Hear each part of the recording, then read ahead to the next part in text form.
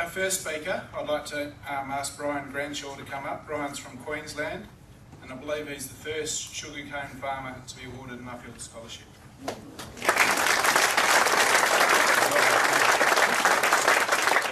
Thank you, Andrew.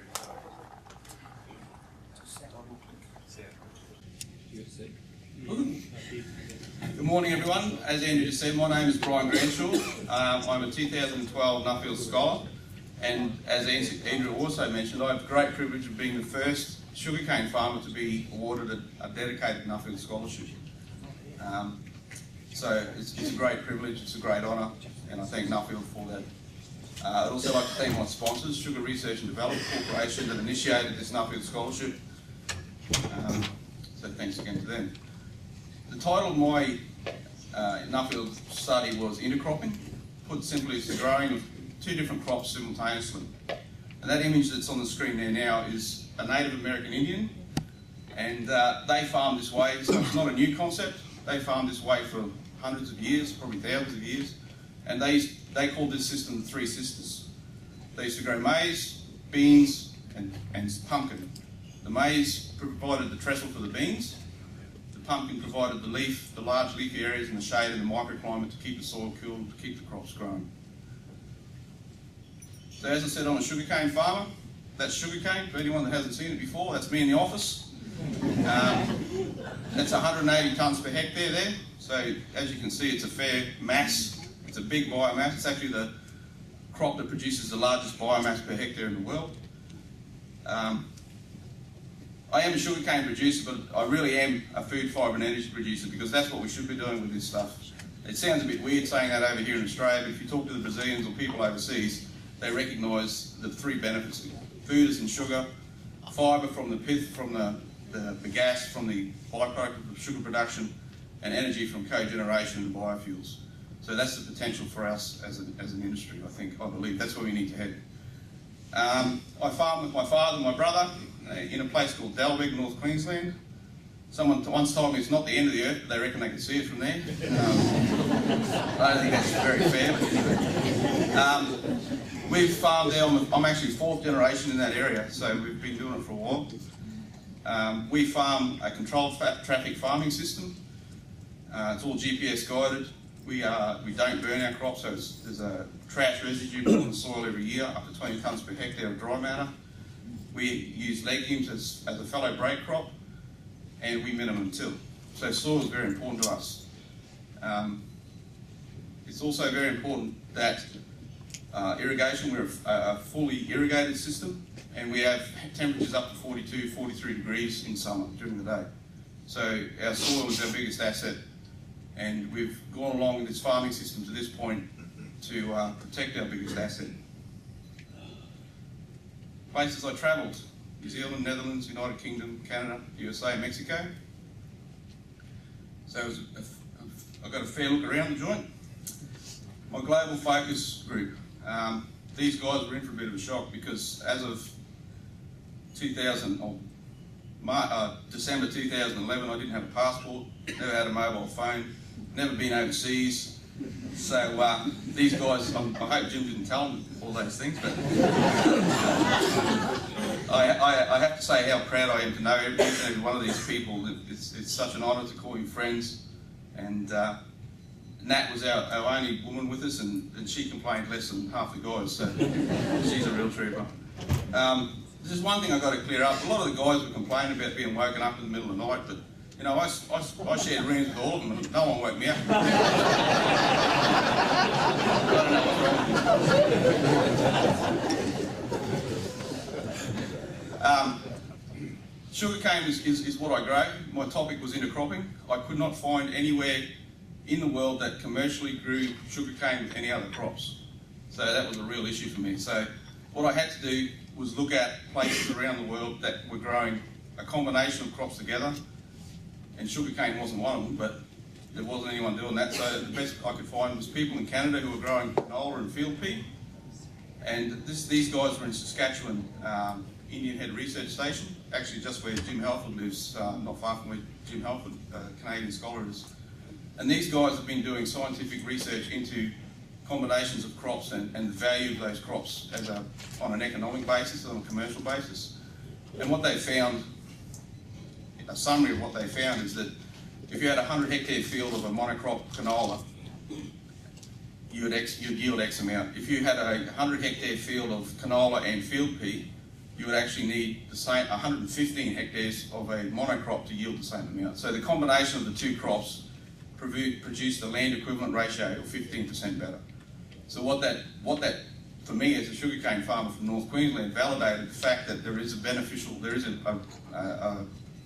a scientific background to this, and so there is something worth exploring. Then I was off to Maletta, Manitoba. It was -12 that day. It was a bit cool for a boy from North Queensland. These guys here, they were also doing the same sort of study. They were studying different crops. They were using hairy vetch and maize crops. They were also doing field trials with canola and field pea, and they were seeing the same results. They were seeing a 15% increase over a monocrop. At the moment, no one's exactly sure why they're seeing this result. There's the interactions there that are going on at a soil level that people really don't understand between plants, and that's something that these guys are investigating further. So these guys are really great. They're also growing a combination of crops for pastures, for nutrition, for animals. This guy, where we were here, actually had a buffalo ranch, and he said the buffalo really, they just stayed there because they wanted to, because those things are like Mack trucks, man, they're huge. Then I went to a commercial farmer in Mydale, Manitoba. This guy's Colin Rosengren, his name is. There's a field there of canola and field pea grown at the same time in the same field. This is the way this guy farms now. He does not monocrop any fields. Everything is a combination of crops. He has actually shown and proven to himself that there is a huge benefit for him financially, not only financially but environmentally, like water holding capacity, nutrient levels. He can reduce his nutrient levels. One of the advantages that he saw, much like with the ancient American Indians, was the field pea could climb up the canola. So he actually had a better quality field pea when he put the harvester through it, because the field pea didn't get on the ground and destroy or taint the quality of the product. The other thing it did was give him an option. He had two crops to market now, not one. He's adapted his thinking, he's adapted his management. He actually goes through with a combine and takes the whole crop. Then he separates the crop with a grain separator into two different silos, and then he's got two different markets that he can market to. He's also adapted his planting equipment so that he can plant in one pass at different depths. I'm not familiar with these crops, but one crop had to be planted deeper, one crop had to be planted closer to the ground, so he could get maturity at the right stage. Moisture was also a benefit in moisture, because if one crop was a little bit green, the other crop was a little bit dry. Once he mixed them together, the moisture got back to a reasonable level that he could manage. So it was really encouraging for me to see somebody who was doing this on a commercial basis. He was a commercial farmer that crops, I think, 4,000 hectares in that area. So being a dryland farmer, it was very encouraging to see that these principles worked on the other side of the world in a different climate with completely two different crops. So the key findings: combining two or more plants is beneficial. Plants of different species can be complementary, not always antagonistic. This requires different management and thinking, and I think that's the one that we really need to get our heads around. It is cost-effective and commercially viable. I saw numerous instances of that, and I also saw the data from Indian Head Research Centre and the Western, and MAFRE, the Manitoba Agricultural Research people. And the principles are consistent around the world in a diverse range of crops. So for me, being a sugarcane farmer from North Queensland, everyone said to me, "Don't you know we don't grow sugarcane up here?" So I got asked that 1,000 times. So I understood that, but the thing to me that was important was the fact that the principles are right. After I left Canada, I went to Indiana, Churubusco, Indiana, and this guy was Chuck Zumbrin. He was farming, he's a no-till farmer. He's actually harvesting maize here with a clover crop seeded underneath it. These guys have got some unique issues because in America they have insurance, farm insurance, and on one hand you've got one department saying this is great, this is really good, we want to see this. On the other hand, you've got the insurance guys saying, well, you can't have two growing crops into the ground at the same time. So that's a bit of an issue for those guys. But it's really interesting. When I was here, they had a snow melt, and this guy's fields lost no soil, there was no erosion, and across the headland where the guy was conventionally tilling, you could see the erosion marks washed all the gullies, everything was washed. And the water holding capacity of these soils this guy had in a no-till cover crop system like this was fantastic. And he out-yields his neighbours consistently year-round with the same rainfall. So what does this mean for the sugar industry? Well, the picture here is a crop of sugarcane that has had soybeans seeded into the base of it. We did this in 2002. We were growing legumes as a fallow break, and my brother said, well, if it's so good every 5 years, why can't we do it every year? And the soybean is just a sacrificial crop.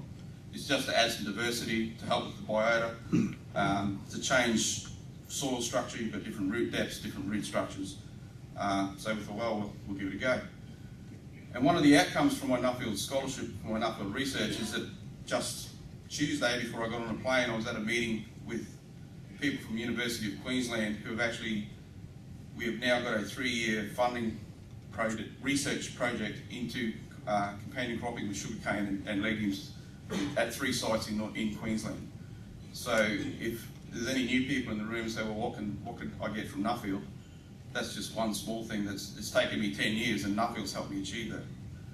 So we're going to have some science behind it. We're going to understand what's going on. Is there some interactions that we can manipulate?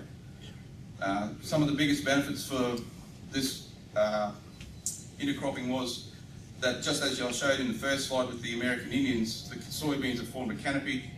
That's changed the environment under that canopy, so it's a nice cool climate. It's a natural herbicide. There's no light can get through, no grasses are growing, and yet the commercial cane crop is still growing. So the benefits in the trials that we did, we had 1/4 of the applied nitrogen on the trial plots to what we did in the conventional plots. There was no herbicide, so it was a win-win for us. And that trial plot actually yielded, like the Canadians had shown, 15% more, with less inputs, less chance of environmental impacts. So I'm really excited that we can get some science behind this and improve some repeatability. And this is what it's all about for us at the end of the day. That's how we make money. Sugarcane is harvested, and that's what we need to do. If we can maintain our soil, improve our soil, as I said, everything's on controlled traffic. That harvester weighs 18 tonne and that transport is 30 tonne. But because it's all on RTK guidance, it only ever runs in the same place all the time. So this gives us the option now to explore adding diversity, and that's the biggest issue with sugarcane being a monoculture and a perennial. Environmental benefits is a big issue for us in the sugar industry. We border Great Barrier Reef.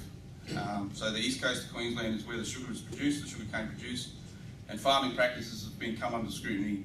And in fact, in 2010, the Queensland government at the time brought in legislation to limit nitrogen use, phosphorus use, and sediment runoff, chemicals, pesticides. So there's been a whole lot of constraints, and nowhere in the world did I travel where I saw the amount of environmental awareness, I suppose is the word, that we have here in the sugar industry and in Australia, really.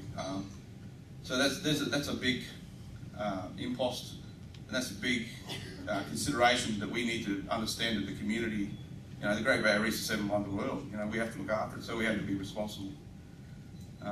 The other thing that I didn't mention with these companion crops is that they're finding that they're actually unlocking trace elements as well. Phosphorus is becoming more plant available. These are some of the things that people are finding that we never really understood what was causing the reaction. And finally, a big thank you to my darling wife, who's put up with me for the last 2 years and all my ideas and how I'm going to do this. And Carolyn Martin, who was my sponsor from the Sugar Research and Development Corporation, who is a wonderful sponsor. And it seems that my life is fairly heavily dictated by women, because Emma Leonard, I don't know if she's here or not, but she was the last person I spoke to that pushed me over the edge to apply for a Nuffield scholarship. So if you are here, Emma, thank you. Thank you very much.